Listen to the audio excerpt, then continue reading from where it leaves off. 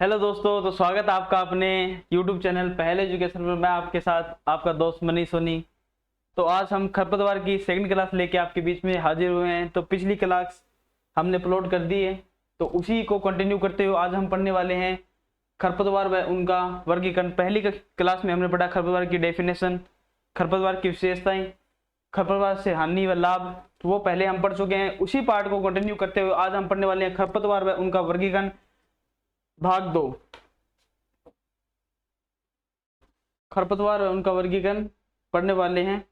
ये क्या हो गया, क्या हो रहा, जानने की सिस्टम आ गया। चलो ठीक है दोस्तों, लोग वो कुछ खराबी होगी थी। अब देख रहे हैं खरपतवार और उनका वर्गीकरण भाग नंबर 2।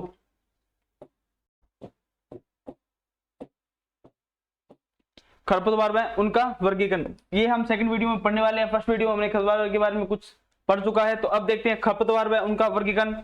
आज ये क्लास बहुत ही अमेजिंग क्लास होने वाली है। इसमें बहुत से खरपतवारों को इमेज देकर आपको समझाया जाएगा। जो खरपतवार आपने कई बार नहीं देखे होंगे, शायद देखे भी होंगे, तो वो खरपतवार, इसमें उन सभी खरपतवारों की इमेज दी गई है।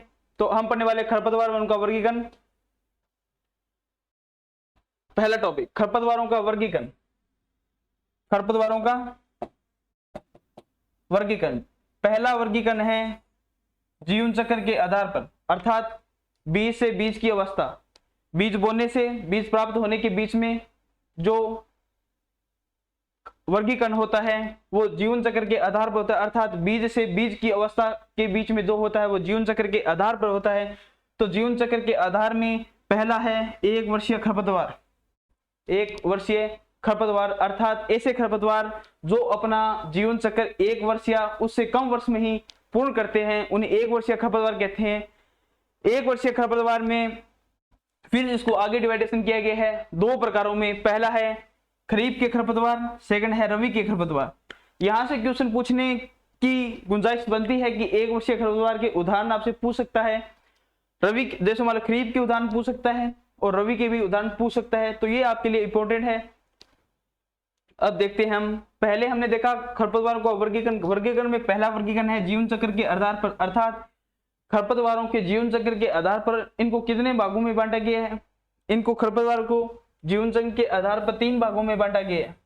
पहला भाग 1 वर्षीय खरपतवार, वे खरपतवार जो अपना जीवन चक्र 1 वर्ष के अंदर अर्थात 1 वर्ष से नीचे भी अपना मान लो 7-8 महीने में अपना जीवन चक्र पूर्ण कर लेते हैं, वो खरपतवार 1 वर्षीय खरपतवार की श्रेणी में आते हैं। और बहुवर्षीय खरपतवार अर्थात वे खरपतवार जो 2 वर्षों में अपना जीवन चक्र पूरा करते हैं। पहले वर्ष में वानस्पतिक वृद्धि, पहले वर्ष में वो अपनी वानस्पतिक वृद्धि करते हैं और सेकंड वर्ष में अपना बीज उत्पादन करते हैं।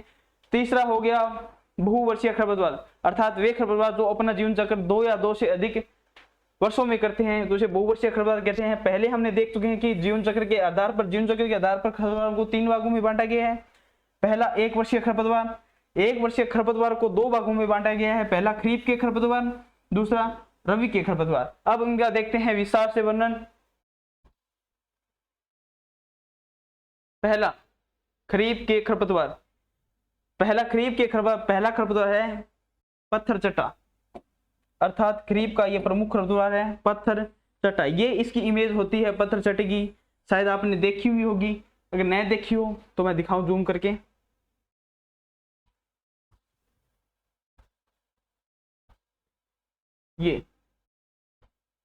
ये है आपका पत्थर चट्टा, ये है खरीफ का खरपतवार पत्थर चट्टा। और खरीफ का सेकंड खरपतवार है जंगली धान। जंगली धान जो इस प्रकार का होता है, जंगली धान, ये है जंगली धान। ये आपका खरीफ का खरपतवार पहला खरपतवार है पत्थर चट्टा। ये है जंगली धान और ये जंगली चौलई और ये गोखरू खरपतवार आपने देखा है, जिसे हम हमारी भाषा में भांगड़ी के नाम से जानते हैं, जिसके ऊपर गोखरू अर्थात गोखरू के समान गोल अवस्था में एक कांटा बना होता है, जिसके चारों साइड में नुकीले पार्ट्स होते हैं, ये है वो गोखरू। तो ये हो गए हमारे खरीफ के खरपतवार। आपसे ये क्वेश्चन पूछ सकता है कि रवि के खरपतवार कौन से और खरीफ के खरपतवार कौन से, तो ये हमारे खरीफ के खरपतवार हो गए। अब हम देखते हैं रवि के खरपतवार कि रवि के खरपतवार कौन कौन से हैं। हम पढ़ रहे हैं खरपतवारों का वर्गीकरण, हम के बारे में हम पढ़ रहे हैं पहले हमने देखा कि जीवन चक्र के आधार पर वर्गीकरण, जीवन चक्र के आधार पर खरपतवारों को 3 भागों में बांटा जाता है, 1 वर्षीय खरपतवार, बहुवर्षीय खरपतवार और 1 वर्षीय खरपतवार, द्विवर्षीय खरपतवार और बहुवर्षीय खरपतवार। तो हमने 1 वर्षीय खरपतवार को 2 भागों में बांटा था। 1 वर्षीय खरपतवार वे होते हैं जिनको 1 वर्षीय खरपतवार वे होते हैं जो अपना जीवन चक्र 1 वर्ष या उससे कम समय में पूरा करते हैं। इनको 2 भागों में बांटा जाता है, पहला रवि के खरपतवार, दूसरा खरीफ के खरपतवार। तो हमने खरीफ के खरपतवारों के बारे में पढ़ चुके हैं। अब हम देखते हैं रवि के खरपतवार।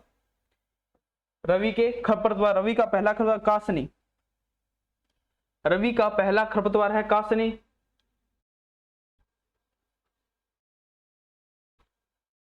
रवि का पहला खरपतवार है कासनी। ये इनके उदाहरण है। रवि का पहला खरपतवार क्या है? कासनी।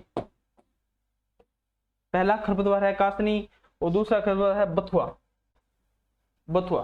तो ये हो गए रवि के प्रमुख खरपतवार। अब हम देखते हैं इसी के अंदर नेक्स्ट रवि के अगले खरपतवार सत्यानाशी। सत्यानाशी रवि का प्रमुख खरपतवार सत्यानाशी, और ये भी रवि का प्रमुख खरपतवार है गेहूं। अर्थात हमने खरीफ रवि के खरपतवारों के बारे में अध्ययन कर लिया है, 1 वर्षीय खरपतवारों के बारे में अध्ययन कर लिया है, रवि के खरीफ के खरपतवारों के बारे में हमने अध्ययन कर लिया, रवि के खरपतवारों के बारे में हमने अध्ययन कर लिया। अब हम देखते हैं खरपतवारों के वर्गीकरण में नेक्स्ट वर्गीकरण। तो ये है खरपतवारों के वर्गीकरण में नेक्स्ट वर्गीकरण, अगला वर्गीकरण। हमने जीवन चक्र के आधार पर वर्गीकरण पढ़ लिया है। अब देखते हैं एक जीवन चक्र के आधार में 1 वर्षीय खरपतवारों के बारे में हमने अध्ययन कर लिया। अब हम देखते हैं बहुवर्षीय खरपतवार। अर्थात बहुवर्षीय खरपतवार कौन कौन से होते हैं? वे खरपतवार जो अपना जीवन चक्र 2 या 2 वर्षों में कंप्लीट करते हैं, बहुवर्षीय खरपतवार कहलाते हैं।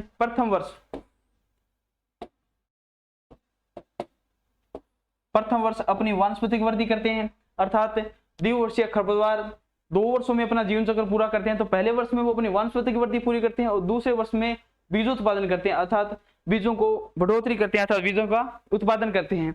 तो इनके प्रमुख उदाहरण दो है, एक तो जंगली गाजर और जंगली गोभी। ये इनके दोनों के प्रमुख उदाहरण है, जंगली गाजर और जंगली गोभी।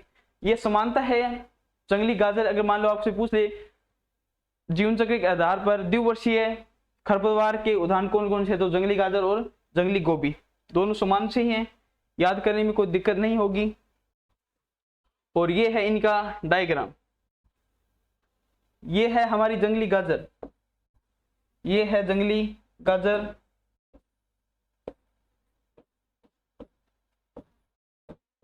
जंगली गाजर, और ये है जंगली गोभी, जंगली गोभी। ये हमारे द्विवर्षीय खरपतवार हैं। अब हम देखते हैं इसी के अंदर नेक्स्ट देखते हैं। हम पढ़ चुके हैं 1 वर्षीय खरपतवार, द्विवर्षीय पढ़ चुके हैं, बहुवर्षीय खरपतवार हम पढ़ने वाले हैं। 1 वर्षीय खरपतवार हमने 1 वर्षीय खरपतवार को कितनों भागों में बांटा जाता है और उनके प्रमुख उदाहरण कौन से? द्विवर्षीय खरपतवार कौन कौन से होते हैं, अर्थात उनके प्रमुख उदाहरण कौन कौन से, ये हमने पढ़ चुके। अब हम देखते हैं बहुवर्षीय खरपतवार। वे खरपतवार जो अपना जीवन चक्र 2 या 2 से अधिक वर्षों में पूरा करते हैं, बहुवर्षीय खरपतवार कहलाते हैं। इस वर्ग के खरपतवार एक बार उगकर कई वर्षों तक फूलते हैं, अर्थात ये खरपतवार 1 वर्ष उगकर लंबे वर्षों तक लगातार रहते हैं, अर्थात मृदा में बने रहते हैं। इन खरपतवारों का विस्तार वानस्पतिक भागों जैसे राइजोम, ट्यूबर्स, नट, वल्ब द्वारा होता है। अर्थात इन खरपतवारों का वानस्पतिक अर्थात प्रवर्धन राइजोम, ट्यूबर्स, नट और वल्ब द्वारा होता है। उपयुक्त जलवायु में ये खरपतवार बीजोत्पादन भी करते हैं, अर्थात अनुकूल वातावरण मिलने पर या मान लो अच्छा वातावरण मिलने पर ये खरपतवार बीजोत्पादन भी करते हैं। इस वर्ग के खरपतवार का पुनः 2 उपवर्गों में विभाजित किया जाता है। इनको भी 2 भागों में बांटा जाता है। वे 2 भाग प्रमुख, ये बहुवर्षीय खरपतवार थे। बहुवर्षीय खरपतवार को 2 भागों में बांटा जाता है। पहला भाग है कास्टिल खरपतवार, पहला है कास्टिल खरपतवार, दूसरा है शाकीय खरपतवार। पहला काष्ठीय और सेकंड है शाकीय खरपतवार। काष्ठीय खरपतवार इस वर्ग के खरपतवारों के तने सख्त होते हैं, अर्थात इनके तना सख्त होता है, जो वुड होता है, तने की वुड होती है वो सख्त होती है। विशेष रूप से इनमें बहुवर्षीय झाड़ियां व जंगली पेड़ आते हैं, अर्थात बहुवर्षीय झाड़ियां व जंगली पेड़ आते हैं। पहले कई वर्षों तक ये बीजों का उत्पादन भी करते हैं। इनके तने सख्त होते हैं और इनका प्रमुख उदाहरण होता है बहुवर्षीय झाड़ियां व जंगली पेड़। ये होगी जरबेरा, इसका प्रमुख उदाहरण है जरबेरा और आक। प्रमुख उदाहरण है जरबेरा और आक, प्रमुख उदाहरण है इसका जरबेरा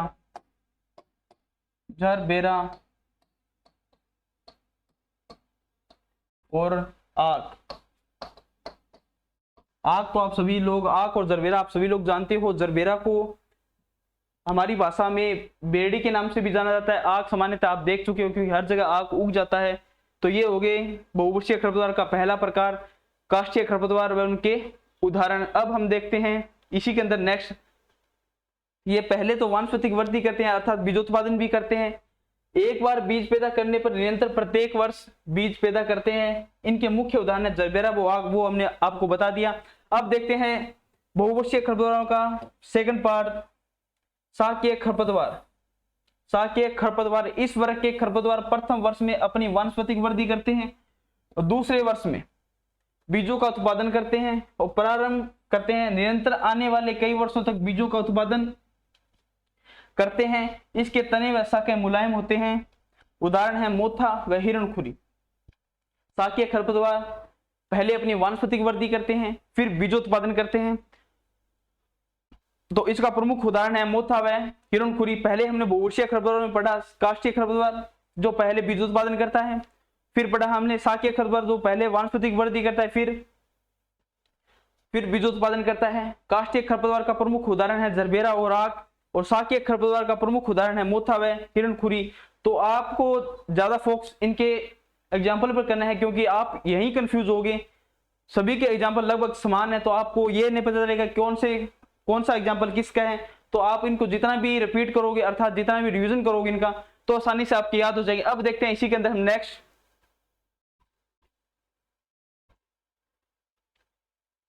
शाकीय खरपतवार थे। पहला था हमारा मोथा, दूसरा था हिरणखुरी। तो ये पहला एग्जाम्पल है मोथा का, पहला एग्जाम्पल है मोथा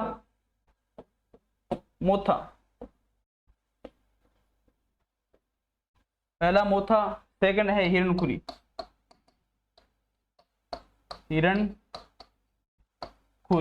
तो ये शाकीय खरपतवारों के प्रमुख उदाहरण हैं। अब हम देखते हैं इसी के अंदर नेक्स्ट देखते हैं खरपतवारों के वर्गीकरण के अंदर कंटिन्यू करते हैं। हम देखते हैं खरपतवार पहला पढ़ चुके हैं हम जीवन चक्र के आधार पर।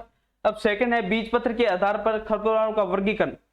ये हमारा सेकंड वर्गीकरण है। पहला वर्गीकरण हम पढ़ चुके हैं जीवन चक्र के आधार पर। जीवन चक्र के आधार पर इनको तीन भागों में बांटा गया है, एक वर्षीय खरपतवार, बहुवर्षीय खरपतवार, द्विवर्षीय खरपतवार।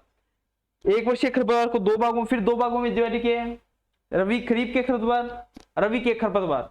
फिर द्विवर्षीय खरपतवार में पढ़ चुके हैं। फिर बड़े बहुवर्षीय खरपतवार। बहुवर्षीय खरपतवारों को भी दो भागों में बांटा गया है, काष्ठीय व शाकीय खरपतवार। ये हमने इनकी इमेज देखी अच्छी तरीके से पढ़ चुके हैं। अब पढ़ने वाले हैं खरपतवारों का वर्गीकरण में सेकंड वर्गीकरण बीज पत्र के आधार पर खरपतवारों का वर्गीकरण, एक बीजपत्री व द्विबीजपत्री, मोनोकोट व डाइकोट। इंग्लिश में से मोनोकोट भी कहते हैं और डाइकोट भी कहते हैं। एक बीजपत्री अर्थात ऐसे खरपतवार जिनको दो बराबर भागों में नहीं बांटा जा सका, अर्थात इन खरपतवार को बीज ऐसा होता है कि बीज को दो बराबर भागों में नहीं बांटा जा सकता। जिस प्रकार ये कोई मान लो कोई सीड है, ये सीड है, मान लो दाल का सीड है, तो इसे दो बराबर भागों में बांट सकते हैं, इस प्रकार दो बराबर भागों में बांट सकते हैं। लेकिन ये सीड इस प्रकार होते हैं, ऐसे घुमा लो, ऐसे घुमा लो, बराबर भागों में नहीं बांट सकते। इसे काट सकते हैं, ये दो भागों में हो सकता है लेकिन समान दो भागों में विभाजित नहीं हो सकता। लेकिन कुछ ऐसे खरपतवार होते हैं जो ऐसे होते हैं, मान लो इस प्रकार होते हैं, इसे दो बराबर भागों में सेम दो बराबर भागों में अर्थात दो बराबर भागों में सेम बांट सकते हैं। न कि वो एकल भागों से काटने भी से काटते हैं तो वो दो समान भागों में ही बढ़ते हैं।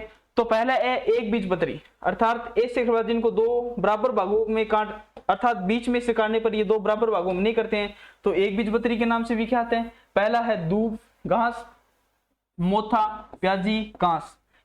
ये इसका है डायग्राम, एक बीजपत्री का डायग्राम ये है।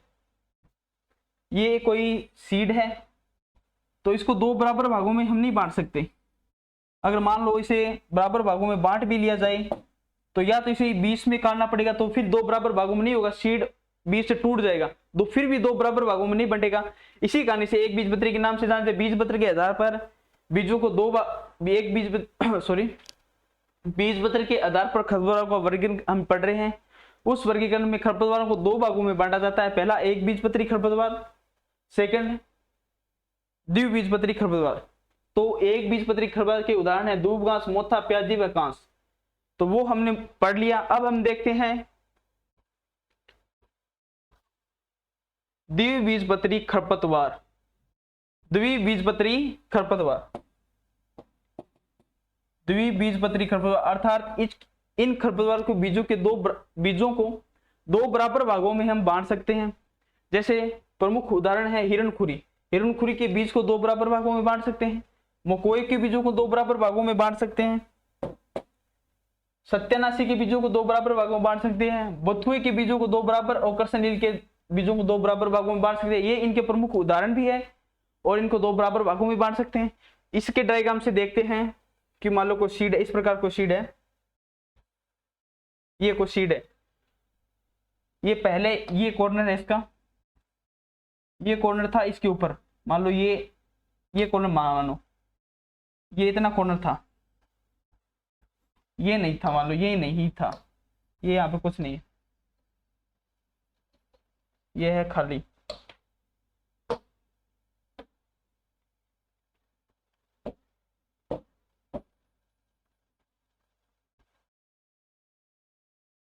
ये यहाँ पर इस प्रकार है, देखो अब अच्छी तरीके से समझाओगे आप, क्योंकि जो हम करके नहीं सीख सकते वो हम देख के जरूर सीख सकते हैं।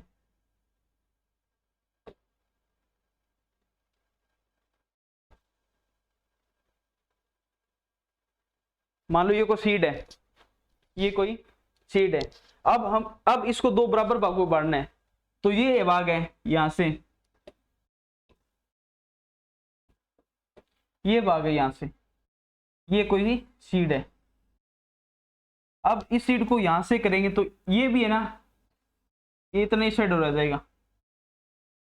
अब ये 2 बराबर भागों में हो गया, ये देखो अब 2 बराबर भागों में, अब 2 बराबर भागों में हो गया। एक भाग ये हो गया इसका, एक भाग ये हो गया, तो ये 2 बराबर भागों में विभाजित हो गया। इस प्रकार जो बीज विभाजित होते हैं वो होते हैं द्विबीजपत्री, अर्थात 2 बराबर भागों में विभाजित हो गए। पहले देखा था हम इतने देखा था जो 2 बराबर भागों में विभाजित नहीं हो रहा था, लेकिन द्विबीजपत्री के जितने भी बीज हैं वो 2 बराबर भागों में विभाजित हो जाते हैं। तो इसके प्रमुख उदाहरण है हिरणखुरी, मकोई, सत्यानाशी, बथुआ और करसनील, ये इसके प्रमुख उदाहरण है। तो हम पढ़े हैं खरपतवारों के वर्गीकरण में। हमने पहला वर्गीकरण जीवन चक्र के आधार पर पढ़ा। दूसरा वर्गीकरण हमने बीजपत्र के आधार पर पढ़ा। अब तीसरा वर्गीकरण खरपतवार का फसल संबंध के आधार पर वर्गीकरण। अब हम पढ़ रहे हैं खरपतवार के तीसरे वर्गीकरण में खरपतवार का फसल संबंध के आधार पर वर्गीकरण, अर्थात खरपतवारों का फसल संबंध के आधार पर वर्गीकरण हम पढ़ रहे हैं। तो पहला इसके अंदर है निरपेक्ष खरपतवार। निरपेक्ष खरपतवार अर्थात वे खरपतवार जो फसल की उपज को प्रभावित करते हैं, निरपेक्ष खरपतवार कहलाते हैं।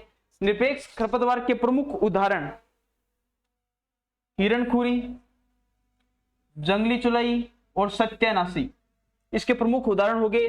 निरपेक्ष खरपतवार वे खरपतवार होते हैं जो फसल की उपज को भी प्रभावित करते हैं, और इसके प्रमुख उदाहरण है हिरणखुरी, जंगली चुलाई, सत्यानाशी। आपसे ये कोई नहीं पूछने वाला कि निरपेक्ष खरपतवार किसे कहते हैं। अगर आपसे क्वेश्चन पूछेगा तो ये पूछेगा कि निम्न में से निरपेक्ष खरपतवार का उदाहरण है। आपको 4 कोई ऑप्शन दे देगा जिसमें 1 निरपेक्ष खरपतवार का डाल देगा और 3 ऑप्शन किसी और खरपतवार के डाल देगा। तो आपसे सीधा सा क्वेश्चन ये पूछेगा निरपेक्ष खरपतवार के प्रमुख उदाहरण है, तो निरपेक्ष खरपतवार के प्रमुख उदाहरण हिरणखुरी, जंगली चुलाई और सत्यानाशी। अब देखते हैं हम नेक्स्ट, पहला देख लिया सापेक्ष खरपतवार अर्थात समान ऐसे खरपतवार जो समान, जैसे हमारे रिलेटिव होते हैं वो हमारे समान ही होते हैं, हमारे रिलेटिव होते हैं। जैसे मान लो हमारा कोई रिश्तेदार है, तो अगर हम हमसे मिले तो हम ही कहेंगे हमारे सापेक्ष ही है। वैसे ही अगर मान लो हमने गेहूं की फसल बो रखी है, गेहूं की फसल बो रही है, उसमें कोई चने का बीज उग गया, चने का पौधा उग गया, तो वो उसके सापेक्ष हो गया। उसी प्रकार ये सापेक्ष खरपतवार होते हैं, अर्थात प्रमुख उदाहरण है गेहूं की खेत में सरसों का पौधा उगना, सापेक्ष खरपतवार कहलाते हैं। नकलची खरपतवार अर्थात ऐसे खरपतवार जिनका बाह्य आवरण पौधे के बाह्य आवरण के समान मिलता जुलता हो, अर्थात नकल करता हुआ हो। जैसे हमारे भी हमशक्ल है, नकलची हो गया। हमारे कोई हमशक्ल है, हमारी शकल और उसकी शकल सेम हमसे मिलती है, तो हम के नकलची है तेरा ये। तो हमारी कोई हैबिट है, अर्थात कोई दूसरा बंदा हमारी उस हैबिट की नकल कर रहा है, सेम जैसे कोई आप कर रहे हो या मैं कर रहा हूँ आपकी नकल, कोई जैसे कोई आप हो, आपकी कोई हैबिट है, मान लो कुछ भी हैबिट हो, आपकी कोई दूसरा सेम नकल करता है, तो आप उसी को ये लोग यार नकलची है। तो अर्थात ऐसे खरपतवार जिनका बाह्य आकारिकी पौधों के बाह्य आकारिकी की मिलती जुलती हो, उसे नकलची खरपतवार कहते हैं। नकलची खरपतवार के प्रमुख उदाहरण हैं गेहूं की फसल में गेहूंसा, गेहूंसे को गुल्ली डंडा या गेहूं के मामा के नाम से जानते हैं। जीरे के फसल में जीरी, ये हो गए इसके नकलची खरपतवार। अब हम देखते हैं अवांछित खरपतवार। अवांछित खरपतवार किसे कहते हैं? मान लो अवांछित खरपतवार है, आपने गेहूं की कोई किस्म बो रखी है, कल्याण सोना बो रखी है, तो उस कल्याण सोना में आपने गेहूं की कोई किस्म बो रखी है कल्याण सोना, कल्याण सोना का आपने बुआई कर रखी है कल्याण सोना, तो गेहूं की उस कल्याण सोना में गेहूं की अन्य किस्म का पौधा होना लोक फर्स्ट का कोई पौधा उगना ही अवांछित खरपतवार कहलाता है। अर्थात मान लो आपने गेहूं के किसी एक किस्म का बुआई कर रखी है, उसमें गेहूं की किसी अन्य किस्म का पौधा उगना ही, अर्थात ऐसे मानो जब मान लो आपने कल्याण सोना किस्म बो रखी है गेहूं की, मान लो उसमें लोक फर्स्ट का पौधा उग जाए तो उसे अवांछित खरपतवार कहते हैं।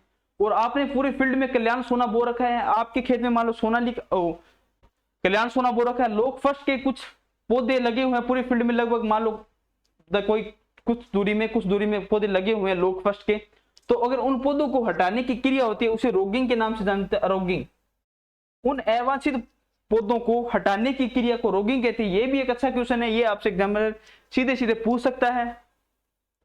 तो हम पढ़ रहे हैं खरपतवार का फसल संबंध के आधार पर वर्गीकरण। इन वर्गीकरण में हमने 3 पार्ट पढ़ चुके हैं। पहला निरपेक्ष खरपतवार, सापेक्ष खरपतवार, नकलची खरपतवार, अवांछित खरपतवार। अब हम पढ़ने वाले आपत्तिजनक खरपतवार, सरसों में सत्यानाशी, ये इसका प्रमुख उदाहरण है।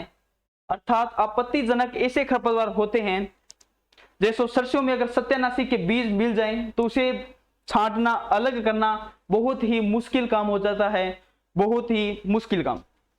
आपत्तिजनक खरपतवार, सरसों में सत्यानाशी के बीज अगर मिल जाए तो उसे अलग करना, उसे छांटना बहुत ही मुश्किल होता है। यहां से भी एक क्वेश्चन आ सकता है, शायद वो आगे जिक्र करूंगा उसका, लेकिन मैं आपको बता दूं कि मान लो एग्जामिनर पूछ ले, आगे आएगा वो, कि सरसों में सत्यानाशी के बीज मिलने पर मनुष्य में कौन सा रोग होता है। अगर सरसों का जब हम तेल निकालते हैं, साथ में सरसों के बीजों में अगर सत्यानाशी के बीज हो तो मनुष्य में ड्रॉपसी रोग हो जाता है। मनुष्य में कौन सा रोग हो जाता है? ड्रॉपसी रोग हो जाता है। ये प्रमुख रोग है। अब देखते हैं परजीवी खरपतवार। फसल संबंध के आधार पर हमने 5 भागों के बारे में पढ़ चुके हैं। अब नेक्स्ट भाग परजीवी खरपतवार। परजीवी खरपतवार वे होते हैं जो अपना जीवन दूसरे सिस्टम पर, अर्थात दूसरे वस्तु पर निर्भर रखते हैं। जैसे रिजके में अमरवेल परजीवी खरपतवार है जो अपना जीवन रिजके पर व्यतीत करती है, अर्थात वो आश्रित रिजके पर रहती है। अगर हमें अमरवेल को खत्म करना हो, अमरवेल को खरपतवार करना हो, तो कुछ पहले देखो, हम पढ़ रहे हैं परजीवी खरपतवार के बारे में। परजीवी खरपतवार वे खरपतवार होते हैं, परजीवी खरपतवार वे खरपतवार जो अपना जीवन दूसरों पर आश्रित रखकर जीवन यापन करते हैं, जैसे रिजके पर अमरवेल, ये इसका उदाहरण हो गया। इसके बारे में हम पढ़ते हैं आगे जाके। रिजके परजीवी खरपतवार हम पढ़ रहे थे। परजीवी खरपतवार को आपको पता है कि कौन सा होता है? वे खरपतवार जो अपना जीवन चक्र दूसरे पर आश्रित रखकर बिताते हैं। परजीवी खरपतवार का अब हम पढ़ते हैं पूर्ण विस्तार। यहां से क्वेश्चन लगभग आता ही है, 100 to 100% यहाँ से एग्जामिनर आपको क्वेश्चन श्योर यहाँ से पूछेगा, कोई नहीं डाल सकता। बहुत से कृषि परीक्षा भर्तियों में यहाँ से क्वेश्चन पूछा गया है। पहला है परजीवी खरपतवार की एक ये डिवाइडेशन सारणी है जिसमें आता है पूर्ण तना परजीवी, पूर्ण तना परजीवी। तो अमरवेल है पूर्ण तना परजीवी है। क्या है अमरवेल? पूर्ण तना परजीवी। और मान लो आपसे अमरवेल का नाम पूछ ले, वैज्ञानिक नाम पूछ ले, तो कस्कुटा रिफ्लेक्सा इसका साइंटिफिक नेम है, वानस्पतिक नाम है कस्कुटा रिफ्लेक्सा, और ये पूर्ण तना परजीवी है। अगर आपको ऑप्शन में दे दें कि पूर्ण तना परजीवी है तो ऑप्शन में अमरवेल, रिस्का, स्टाइगा, ओरोबंकी हो तो आपका राइट आंसर होगा अमरवेल। और पोषी फसल अर्थात ये किन किन फसलों पर अपना जीवन यापन करते हैं? तो पहला बता दिया रिज्का, पहला रिज्का, सेकंड अमरवेल, पहला रिज्का और सेकंड अमरवेल। यहां से क्वेश्चन अगर एग्जामिनर आपको पूछे तो 100 to 100% यहां से क्वेश्चन आपसे पुट आउट करेगा। तो पहला है पूर्ण तना परजीवी के बारे में हमने पढ़ लिया। अब हम देखते हैं अर्ध तना परजीवी। ये इस प्रकार होता है रिज के पर अमरवेल, ये सभी भाग रिज का यहाँ पर अमरवेल लगी हुई है और इसके नीचे जो है नीचे रिज का है। अब हम पढ़ते हैं अर्ध तना परजीवी, अर्ध तना परजीवी। अर्ध तना परजीवी लोरेंथस इसका प्रमुख उदाहरण है, लोरेंथस,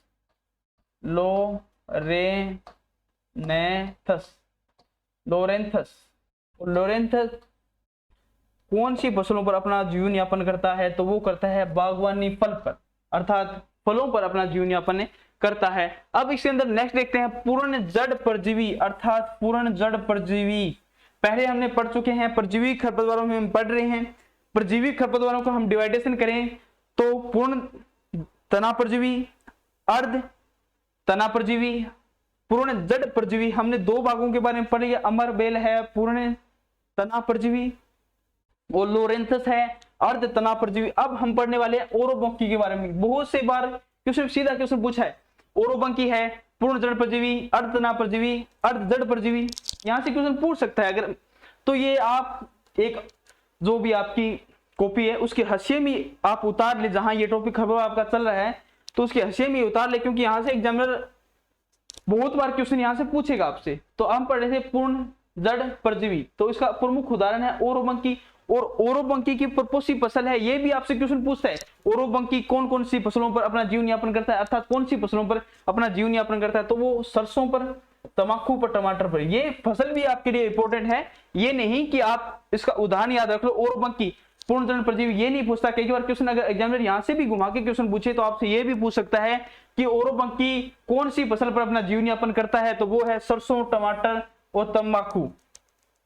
पूर्ण जड़ परजीवी हमने ये देख लो, ये होता है सरसों में ओरोबंकी इस प्रकार, ये जो खरपतवार है इस प्रकार होता है। ये तो मान लो एक प्लांट है, लेकिन सरसों के खेत में जैसे ये सरसों को 3 प्लांट है, तो यहाँ उग गया, यहाँ उग गया, यहाँ अधिकतर मात्रा इन ओरोबंकी की होगी, अधिकतर मात्रा ओरोबंकी की होगी। तो ये है ओरोबंकी पूर्ण जड़ परजीवी है, पूर्ण जड़ परजीवी। अब हमारा नेक्स्ट पार्ट, नेक्स्ट अर्ध जड़ परजीवी रुखड़ी या स्ट्राइगा, रुखड़ी या स्ट्राइगा, स्ट्राइगा, रुखड़ी या स्ट्राइगा। ये पोषी फसल है इसकी, बाजरा, ज्वार, मक्का, गन्ना। तो हम पढ़ चुके हैं परजीवी खरपतवारों के बारे में, हमने अध्ययन कर लिया। आज हमने पढ़ा खरपतवारों के वर्गीकरण के बारे में पढ़ा। पिछली कक्षा में हमने खरपतवारों की परिभाषा, लाभ, हानि के बारे में पढ़ा। तो आज ये हमारी सेकंड क्लास थी, हमने 2 पार्ट इसके खरपतवार के पूर्णतः अध्ययन कर लिए। अब इसके 2 या 3 पार्ट और बचे हैं जिसमें हम इसका अध्ययन करेंगे। तब तक आप इस चैनल को शेयर, लाइक, सब्सक्राइब कर दें और जब भी हमारा नोटिफिकेशन आपको मिलता है तो तुरंत अपने दोस्तों में शेयर कर दीजिए करें, क्योंकि हमें भी बहुत मेहनत लगती है ऐसी पीपीटी आपके लिए बनाने में। हम सोचते हैं कि हम जितना हमें आता है उससे हम आपको बेहतर दे सके। अगर आपका रिस्पॉन्स अच्छा होगा तो हम उससे भी बेहतर देने की कोशिश करेंगे। तो आप हमें थोड़ा सपोर्ट कीजिए। तब तक जय जवान, जय किसान।